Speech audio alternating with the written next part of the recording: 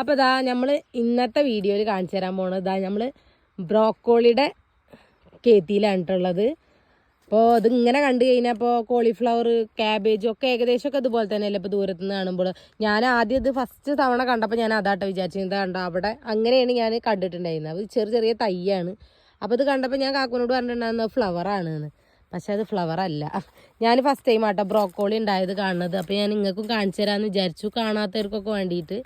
അപ്പോൾ ഓലോട് ചോദിച്ചപ്പോൾ നമ്മളെ ഇത്ര തണ്ട് നീളം ഉണ്ടാവില്ല എന്ന് പറഞ്ഞു. അപ്പോൾ ഇതാ ഉണ്ടോ ബ്രോക്കോളിയാണ് ഇത്.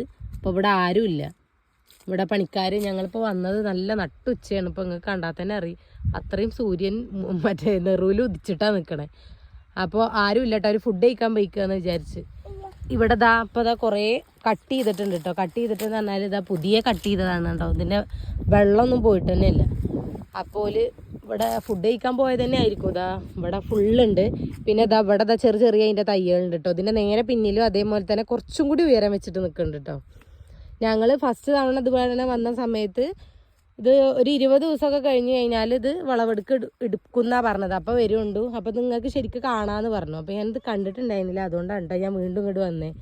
അപ്പോൾ ഇതാ ഉണ്ടോ, അവിടെ ഇപ്പോൾ ഞാൻ കാണിച്ചു തന്നത് ചെറുതായിരുന്നു.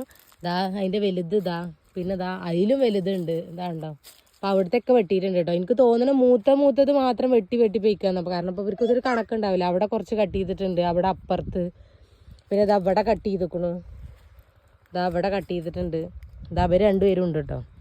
ഞാനിപ്പോൾ ഇങ്ങനെ ഈ കൃഷി സാധനങ്ങളൊക്കെ കാണുമ്പോൾ ഒക്കെ കുട്ടികൾക്ക് കാണിച്ചു കൊടുക്കുന്നത് നല്ലതല്ലേ. ഓൽക്കും ഇത് കാണുമ്പോൾ അറിയാമല്ലോ ഇന്നതാണ് എന്നൊക്കെ.